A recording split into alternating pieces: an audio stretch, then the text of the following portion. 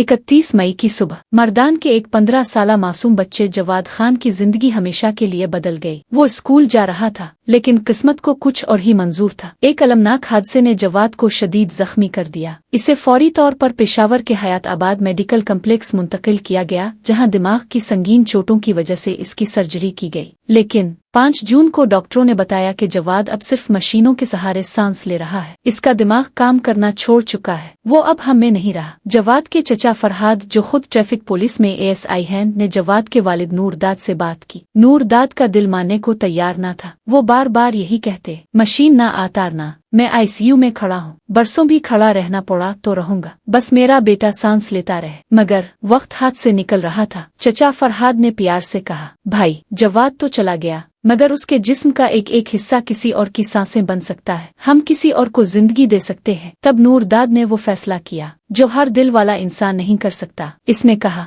ले लो, जो मेरे बेटे के जिस्म से बचा है, अगर किसी और की जिंदगी बचा सकता है तो ले लो, सब कुछ ले लो। और यूं जवाद खान, जो खुद जिंदगी की जंग हार चुका था, 5 इंसानों को नई जिंदगी दे गया। 2 नाबीना अफराद को इसकी आंखों से रोशनी मिली, 2 मरीजों को इसके गुर्दे दिए गए और 1 शख्स को इसका जिगर नई जिंदगी दे गया। नूरदाद आज कहता है, मेरा बेटा जिस्मानी तौर पर चला गया है मगर वो अब भी जिंदा है। 5 इंसानों के अंदर, उनकी हर सांस में। ये सिर्फ जवाद की कहानी नहीं, ये एक पैगाम है, शऊर का, मोहब्बत का, इंसानियत का। अगर हम समझ जाएं तो हमारे जाने के बाद भी हमारे आज़ा जिंदा रह सकते हैं, किसी और के जिस्म में, किसी और के ख्वाबों में। फैसला हमारे हाथ में है। हम भी किसी की सांसों का सहारा बन सकते हैं, किसी की रोशनी, किसी की जिंदगी। ये सिर्फ अतिया नहीं, सिद्क जारिया है।